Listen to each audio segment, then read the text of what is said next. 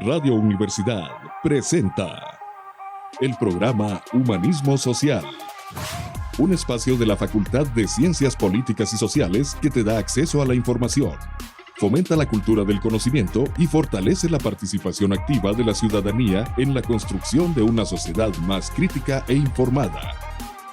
¡Comenzamos! ¡Comenzamos!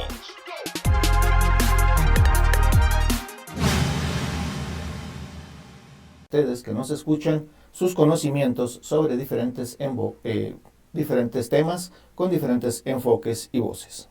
Para esto ponemos a sus órdenes los correos electrónicos smarquez@wash y rtramire@wash.mx para solicitar unirse a nuestro cuerpo de colaboradores. Y bueno, para nosotros es un privilegio formar parte de esta misión de promover el humanismo social a través de la ciencia y la investigación.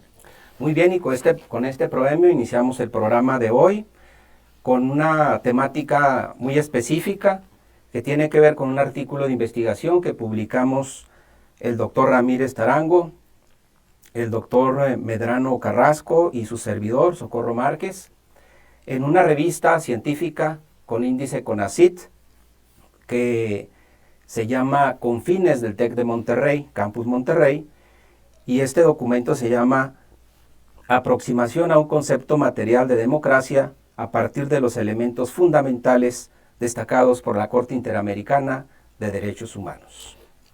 Doctor Márquez, como líder en esta investigación, ¿qué nos puede aportar respecto a estos conceptos fundamentales? Es decir, para que nuestras y nuestros escuchas, pues ubiquen y se centren en el tema, ¿cuáles son esos conceptos fundamentales a partir de los cuales pues la Corte toma sus determinaciones?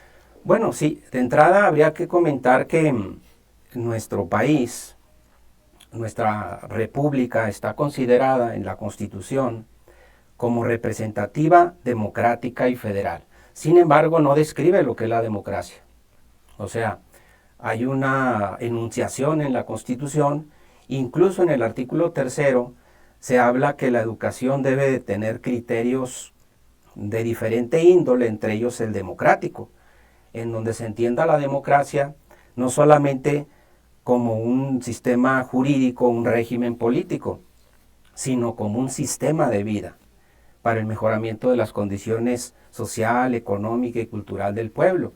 Sin embargo, siguen siendo, doctor Ramírez, estas ideas planteadas en la Constitución solamente enunciativas, no les dice cómo debe ser la democracia, cómo debemos actuar los ciudadanos, los gobiernos, para que nuestra conducta sea verdaderamente democrática. Entonces, por eso decidimos hacer este documento partiendo de que la Corte Interamericana de Derechos Humanos pues tiene una serie de criterios muy concretos que especifican claramente qué sería la democracia para esta instancia internacional.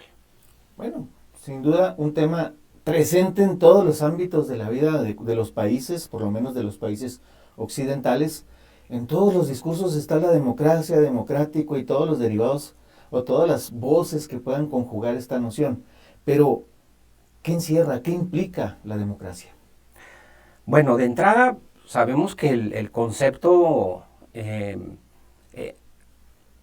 originario allá en Grecia, etimológico, pues, de kratos, gobiernos, demos, pueblo, indica que el gobierno debe de ser electo por el pueblo y la actividad del gobierno debe ser para el pueblo, pero sigue siendo enunciativa.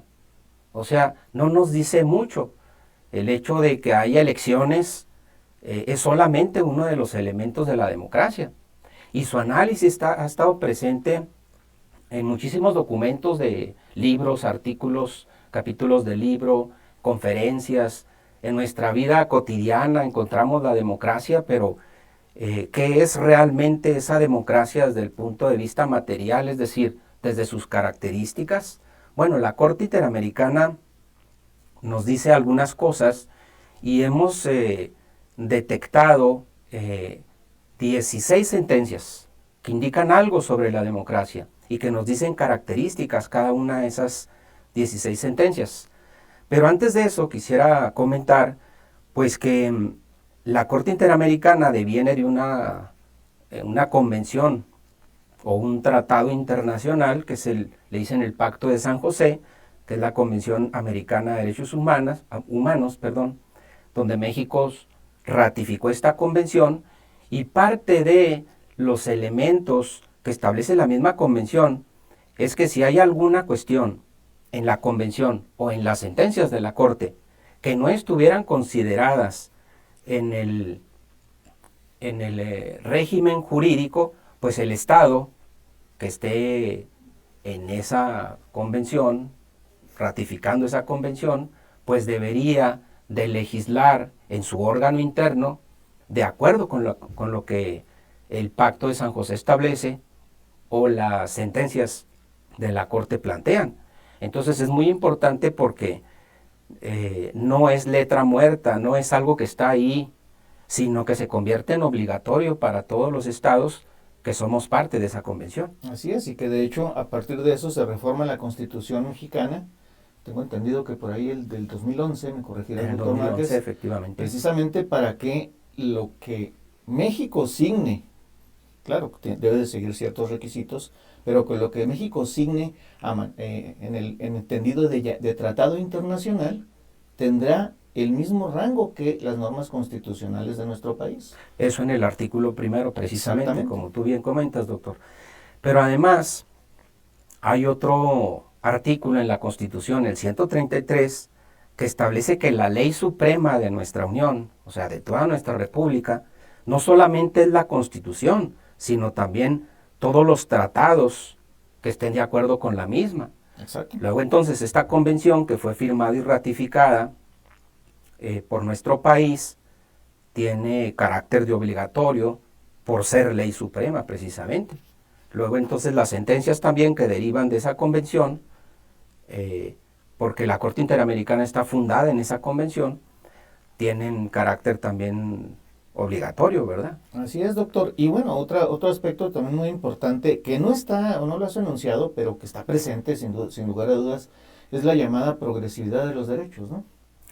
Constantemente se están creando nuevos derechos en la Constitución, en las leyes secundarias. Reconociendo más bien, ¿no? Reconociendo, y en los tratados internacionales, efectivamente, porque la teoría justnaturalista marca que esos derechos ya están ahí en la pura naturaleza del ser humano, y lo que hacen todas las normas del nivel que sean, internacionales, locales o secundarias, pues lo que hacen es precisamente, como tú bien dices, reconocer esos derechos a favor del ciudadano.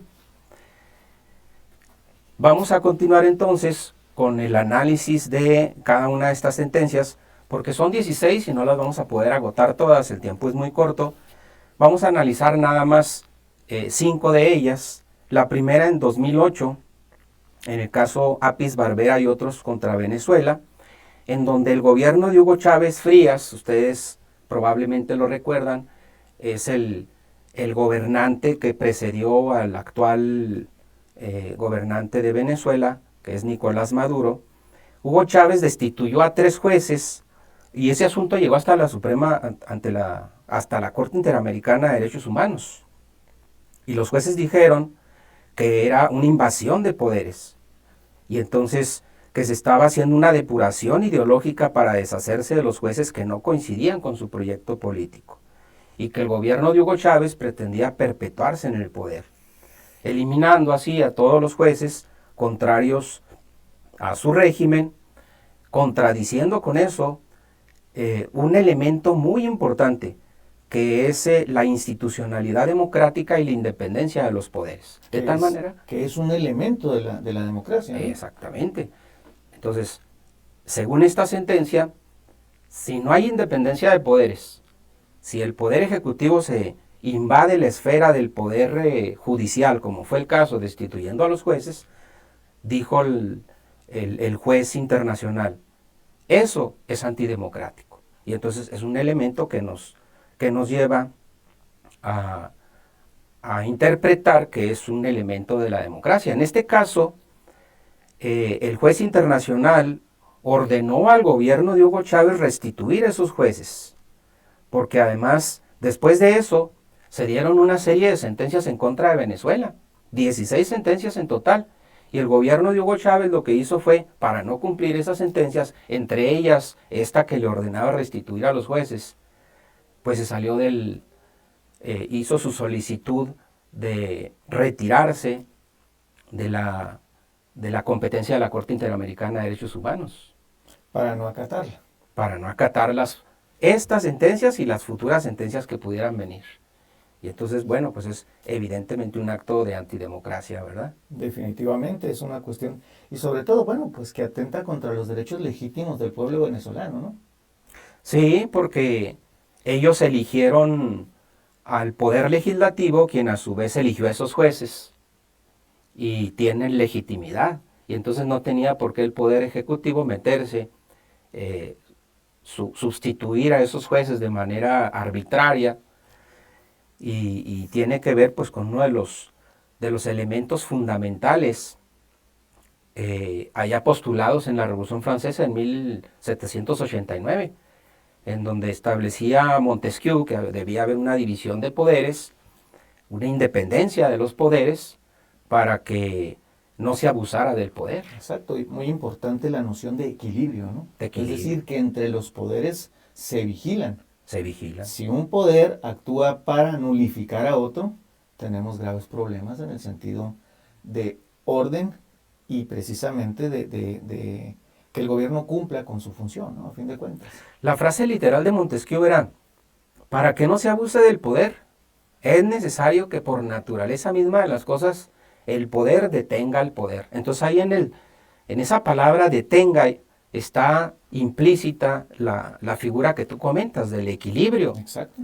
Si uno de los poderes evita que el otro se extralimite en sus funciones, pues hay un equilibrio democrático proveniente de los principios de la Revolución Francesa, violado en este hecho histórico y censurado por la Corte Interamericana de Derechos Humanos, ¿verdad? Sin duda un precedente, ¿no? Para otras situaciones que pudiesen darse en América Latina. Que se han dado. Que se han dado. Muchas de ellas, ¿verdad? Bueno, muy bien. Y otro caso que es referente en materia democrática es el caso penal Miguel Castro contra Perú. Ahí en este caso Alberto Fujimori intervino el Poder Judicial, asumió las funciones y emitió una serie de sentencias. El Poder Ejecutivo. Que no es función propia del Ejecutivo. Por supuesto. Emitir sentencias interpretando la ley, ¿no? O y diciendo entonces, la ley. Derivado de eso, se dieron una serie de revueltas en los órganos, en los centros de rehabilitación, aquí como los conocemos en México, centros de rehabilitación social, ¿verdad? Y hubo 42 muertos, 175 heridos, 322 internos sufrieron de tratos crueles, inhumanos y degradantes. Entonces, ¿qué dijo la Corte en ese caso? Estas son situaciones que afectan el desarrollo del proceso político institucional y democrático o el legítimo ejercicio del poder, porque combate a través de estas sentencias y estos actos instancias subversivas y terroristas, como le llamó el gobierno de Fujimori. Entonces, asumirse, ¿verdad?, otra vez como poder judicial, no solamente Hugo Chávez, sino ahora Fujimori, y lo señaló la Corte Interamericana de Derechos Humanos. Y bueno, en este caso, ahí pudieron apreciarse de manera directa y muy lamentable las consecuencias, ¿no? Sí. Algunas de las consecuencias, porque hay otras que muchas no se ven o no surgen tan rápido, ¿no? Ya hablar de muertos, hablar de heridos, y aunque no fuera así, con la pura violación del orden institucional de los otros poderes, hubiera sido grave. Así es, y no solo por la forma en lo jurídico, sino que hay consecuencias para la sociedad de manera directa, y precisamente este es el fondo, ¿no?, de este tipo de análisis. Porque la sociedad ve que no hay seguridad en torno a las instituciones que están ahí. Un poder invade al otro, ¿verdad? Y también un aspecto que va más allá de la letra de la ley. Cuando quien está obligado a poner el orden, que es el Estado, pone el mal ejemplo, hay desorden en el grupo social y hay consecuencias gravísimas. Una cosa trae la otra. Así es. Están obligados a poner el ejemplo. ¿Qué otra sentencia se ha analizado, doctor? Esta tercera sentencia que vamos a analizar el día de hoy es una opinión consultiva, o sea, una solicitud de opinión que le hace el gobierno mexicano a la Corte Interamericana para saber cuáles son los derechos de los migrantes. Es decir, la Corte también tiene función como de árbitro, ¿no? En cierta forma, cuando se le solicita la opinión. Es correcto. En este sentido, no emite una sentencia, sino una opinión que es sí una recomendación, pero que por lo general los países la aceptan y la aplican, ¿verdad? En este caso, si el país lo está solicitando es para atender esas ideas que plantea la Corte Interamericana. Sería lo lógico, ¿no? Siempre Sería y lo cuando lógico. no contravenga el orden interno, pero... Exactamente. ¿Qué fue lo que contestó la Corte Interamericana en este caso? Que el concepto de democracia abarca hoy dos ideas, la democracia política, pero también la democracia de desarrollo.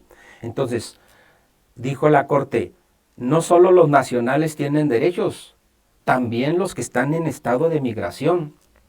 Se les deben de reconocer derechos. Ahora, estaba hablando de migrantes indocumentados, estamos hablando de migrantes ilegales, pero el hecho de que no tengan papeles y vengan por lo general con tránsito en México con la idea de pasar a Estados Unidos, y aunque sean ilegales, no se puede pensar que son personas sin derechos humanos. Exacto, es una diferencia muy grande, ¿no? Porque dice, exacto, los derechos humanos, así como el Estado de Derecho y la libertad personal, son, y aquí vamos a decir una palabra técnica, pero que la vamos a tratar de traducir, consubstanciales a la democracia. Estas tres cosas, Estado de Derecho, libertad personal y derechos humanos, están en el núcleo más importante para definir algo. O sea, consubstanciales significa que es parte de lo que define a la democracia. Sin Estado de Derecho no hay democracia. Sin libertades individuales no hay democracia. Sin derechos humanos no hay democracia. Dicho de otra manera, sin alguno de estos elementos, o sin todos, no es democracia. Exactamente. Muy bien. Esa fue la tercera sentencia. Vamos a analizar la cuarta sentencia que nos trae el día de hoy en este programa Humanismo Social, que es la Corte Interamericana contra Costa Rica en 2004. Y habla precisamente de otros elementos. Aquí ya no le dice consubstanciales, le dice esenciales, que es algo muy similar. Muy similar. Lo pudiéramos interpretar como algo que tiene que ver con el ser de las cosas. Lo esencial es algo que tiene que ver con algo que no podemos omitir cuando hablamos del ser de las cosas. O sea, la democracia, sin estos elementos que vamos a comentar, igual, como en el caso anterior, no es democracia. Y aquí habla de la transparencia en las actividades gubernamentales, la probidad, o sea, la honestidad, y el respeto de los derechos sociales y la libertad de expresión y la libertad de prensa. O sea, son muchos elementos. Todos ellos son esenciales para el ejercicio de la democracia. ¿Por qué diríamos, por ejemplo, que la libertad de expresión es parte de la democracia? Porque si la gente no recibe mensajes diversos, plurales, de diversas corrientes, entonces no tiene elementos para elegir. Y entonces vota, pero no elige. Entonces la democracia se vuelve como algo inconcluso, algo no terminado. O de trámite, dicho en otro tenor. Y recordemos que la noción básica de libertad es la posibilidad de elegir. Hasta ahí, ¿eh? Y si no se tienen Elementos para elementos o información, dicen que las decisiones se toman con información. Definitivamente. Y es el caso de la democracia. O sea, fíjense, ¿cómo dice? Transparencia de las actividades gubernamentales. Necesitamos saber qué hacen los gobiernos. Probidad, o sea, honestidad. Derechos sociales, libertad de expresión y libertad de prensa. Porque la libertad de prensa es un medio para la libertad de expresión. ¿En dónde lo vamos a hacer si no, por ejemplo, en este medio, ¿verdad? O en los periódicos o en la radio. que nos permiten entender qué es lo que proponen los diversos actores políticos y eso nos permite elegir y hacer un voto concienzudo. Exactamente, a partir de eso, recordemos que la noción de transparencia es fundamental para el desarrollo administrativo. De hecho, ese es su génesis en América y en parte de Europa. Es decir, para que haya un avance en la administración y se haga mejor, tienen que abrirse los mecanismos para que la ciudadanía vigile, participe y señale lo que haya que señalar y reconozca lo que haya que reconocer, que es base de lo que tú estás diciendo, doctor Márquez. Claro, porque si no sabemos qué está pasando ahí, ¿cómo vamos a señalar si algo está mal, verdad? Simple y sencillamente así funciona. Pero bueno, es parte de, ¿no? Muy bien. Y finalmente la última sentencia que vamos a analizar el día de hoy es el caso Yatama contra Nicaragua, que se emitió en el 2005 y habla básicamente de las características de las elecciones. Y esto en nuestro entorno pudiera parecer algo normal o algo típico o algo ordinario. ¿Por qué? Porque vivimos en un sistema que tiene estas características, por lo menos desde la norma jurídica, ¿verdad? Ya en la práctica, pues dependiendo de cada elección, cómo se observan cada una de estas características, dependiendo de cada circunstancia.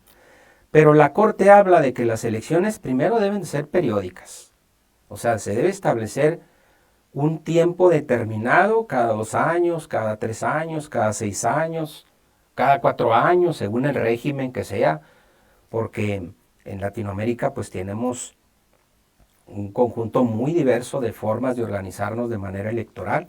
Luego, que sean auténticas. Esto quiere decir que en realidad se le permita a las personas votar y que su voto no esté coaccionado, por ejemplo. Y además, otro ejemplo, que se cuente correctamente, que llegue al órgano electoral las actas de escrutinio sin modificaciones ilegales. Eso significa auténticas.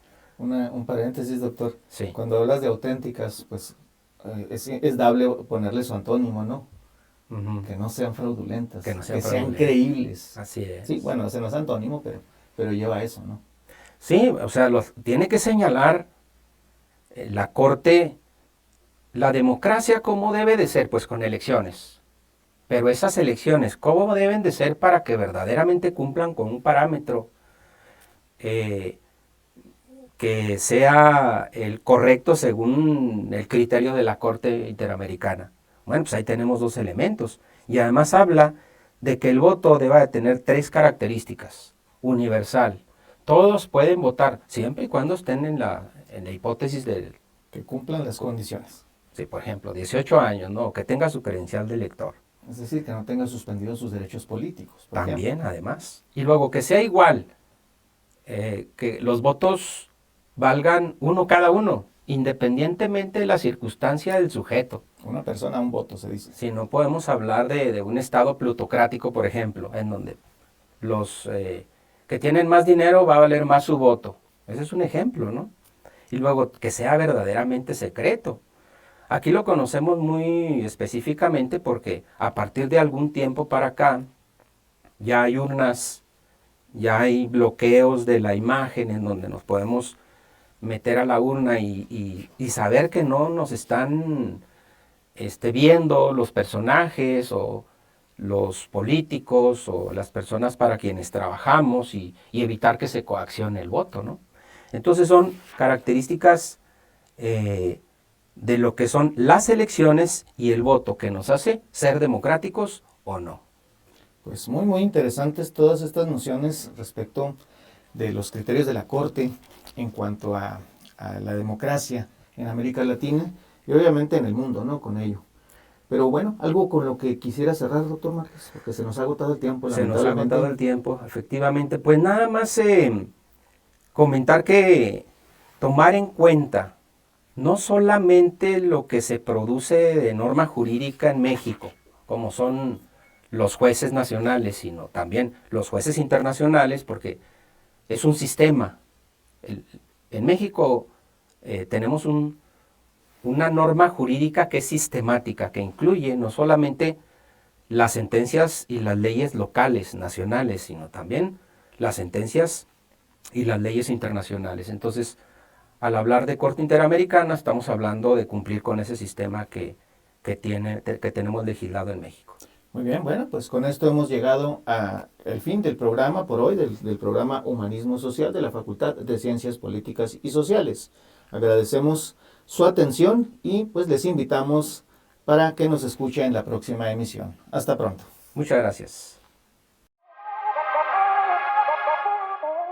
Por hoy termina Humanismo Social, el programa de la Facultad de Ciencias Políticas y Sociales que te da acceso a la información, fomenta la cultura del conocimiento y fortalece la participación activa de la ciudadanía en la construcción de una sociedad más crítica e informada.